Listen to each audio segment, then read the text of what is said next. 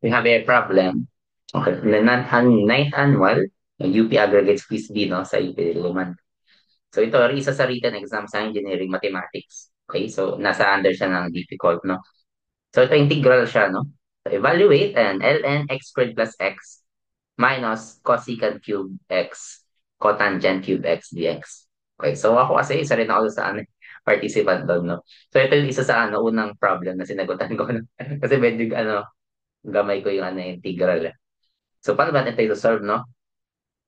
Okay. So basically, since ano na naman to yung dalawang magkaibang term, no? Yung isang term yung ln, then yung isa yung trigonometric. So basically, integrate lang natin sila separately. Okay? So paano ba i-integrate tong unang term, yung ln x squared plus x? Okay? So usually kasi kapag kami ln, no? Okay. So pa natin dito, no? Kasi integrate lang naman natin yan separately. Usually kapag kami ln, mag-i-integration by parts ka dyan, no? Most of the time, no? Ganun siya. No? So, integration by parts. O kaya DI method na lang, no? Yung modified na integration by parts para mas mabilis. So, paano ba natin ito yung sineset up? So, maglalagay ka lang nandiyan ng D and I, no? Ano ba yung D dyan? Ano yung I dyan? Yung D dyan, yung derivative. Ibig sabihin yan, yung mag-differentiate ka. Sa I naman, mag-integrate ka, no? Then, you will put alternating signs here. Okay. Now, since isa lang naman yung function dyan, and sa ating lalagay itong ln x squared plus x, no? Kasi take note to ln, wala naman kasi siyang direct integral, eh, no? So, kung ilalagay natin siya dito sa i, mahirap or walang direct ano, dyan, formula. Parang wala rin tayong solve. Okay, pero yung derivative niyang ln, madali lang. No? So, dito natin siya ilalagay. Kaya ln x squared plus x. No, wala naman na ibang function dyan, eh. So, ano ilalagay natin dito sa i? So, take note, lagi naman may coefficient yan na 1, no? Oh, yan yung trick dyan, no? Kasi may 1 naman lagi yan, eh. Although, di natin nilalagay, no? Pero yan yun. Yan yung integrate mo, yung 1. So now, perform natin yung, ano, i-differentiate na natin siya. At ang derivative pag ln, simply, kunin mo yung derivative nung nasa loob, all over yung nasa loob na function. Ano ba ang derivative ng nasa loob? Derivative ng x squared, that is 2x. Derivative ng x, that is 1. Then, divide mo nung function itself. Okay, na yung ating derivative. Now, ano ba yung integral ng 1? Simply x lang naman. Okay. So, no, yung magkagandahan dito sa DI method, yung diagonal, yan na agad yung answer mo. Okay? So, ito, yun agad yung sagot natin. Multiply mo lang yan. X, ln, x squared plus x. Now, dito, hindi ka pa tapos dyan, no? Kasi, i-differentiate mo pa yung horizontal natin. Okay? I-differentiate mo pa yan. Yung pag multiply mo to, kasama yung sign, ha? Kaya importante yung alternating signs na yan. Kailangan kasama yan.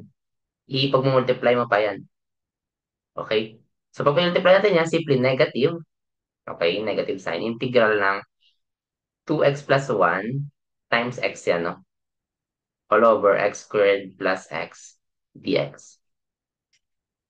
Okay, yan na yun, no? Ito, wala na tayo dito sa ano, unang term na to. Kokopyahin na lang natin yan. Yan na yung part ng solution, eh, or answer. Ito lang, simplify natin.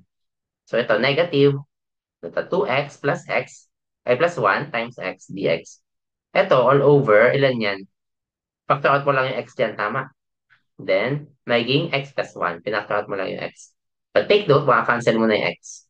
Tama? So now, dito, madali dito ma-integrate kasi rational function na lang siya. Kaya lang, take note na may isa pang trick dito. Kapag ka same degree yung numerator and denominator, mag-long division ka muna.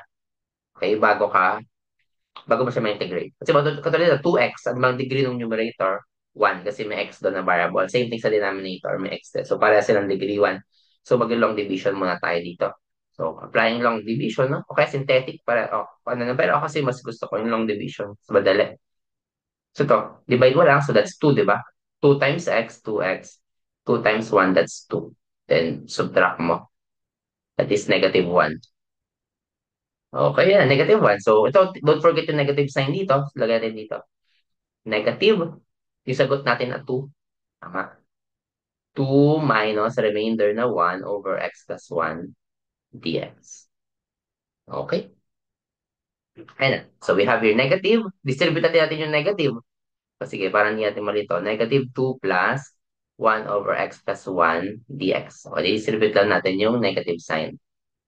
Ayun na. So, ito, madali ito. Integral ng negative 2, simply negative 2x. Integral na to, that's ln x plus 1. Ayun na. Then, kopyahin na lang natin tong isang term. Bring down na lang natin yan dito. X ln x squared plus x. Okay, we are done already in the first part ng solution, no? Kasi ayan na yung integral ng ln.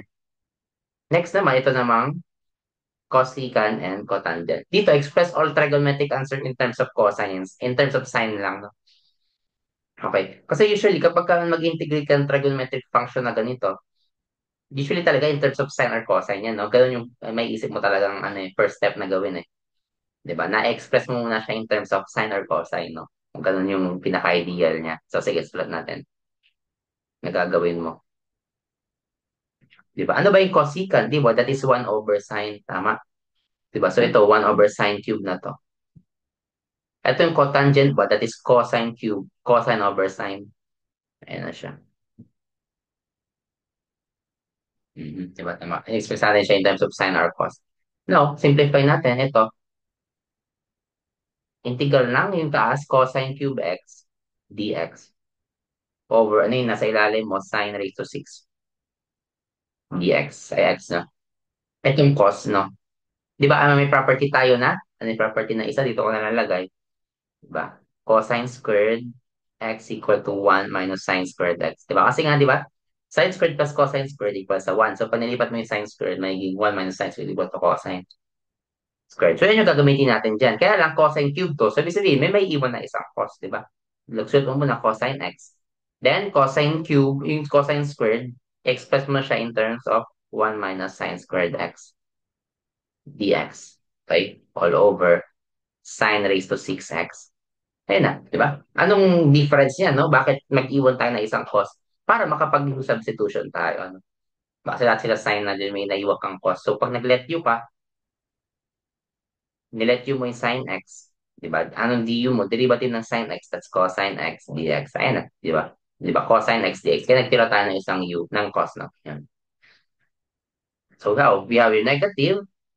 So, 1 minus sine squared, or simply sine squared mo, that's u squared. Cosine x times dx, that's du. Okay? Over u raised to 6. Okay, yan na yan, di ba? Madali na siya, di ba? Kasi power rule na lang yung gagamitin dito eh. Di ba? Distribute mo yung negative, so then paghiwalayin mo, di ba? Ito unang term, negative 1 over u raised to 6. Tama. Then yung negative, distribute mo doon, maging positive u squared. Di ba? U squared over u raised to 6 plus 1 over u to the fourth na yan. Okay, du. Ayun, power rule na lang, no? Di ba? So, power rule natin. So, madali yan, no? So, we have here, pag tinaas mo yung exponent niyan, u raised to negative 6 plus u raised to negative 4 du. Okay, power rule, add 1 ka sa exponent, then divide mo kung ano yung exponent, di ba? Negative 6 plus 1, that's negative 5. So, u raised to negative 5 over yung exponent mo. Tama? Ito, power rule ulit. Negative 4 plus 1, negative 3 all over yung exponent mo na negative 3. So, ilan to? 1 raised to 5, o u raised to negative 5 minus 1/3 u raised to negative 3. Now, di pa yun yung sagot kasi nga yung u natin ay sin x. So, papalitan mo na lang yan ng sin x. We have 1 raised to 5. Pwede mo naman siya ilagay uli sa ilalim, no? Kasi pwede mo naman siya, instead na negative exponent yan, ibilagay mo lang uli sa baba. Magiging positive exponent na siya. Ganyan. Diba? So, okay kasi kung positive exponent. Minus 1/3 sine cube x. And, diba? Then, all you need to do is copy this one. Okay, sulat ko lang dito. Okay, x ln x squared plus x. And yung first term, minus 2x plus minus 2x plus ln x plus 1 and plus n. Tama? Yan eh. Okay, ito na yung ating, then don't forget yung plus c. Okay, kasi nga, indefinite integral siya, no? So, may constant of integration tayo sa dulo. So, ito na ating final answer. So, yun siya, no? Medyo mahaba siya, no? Pero yung ano naman, yung process, kaya naman, no? Sa simpleng ano lang naman siya, kailangan familiar lang tayo sa mga integration techniques. Okay, so, yun lang. No? Sige, thank you.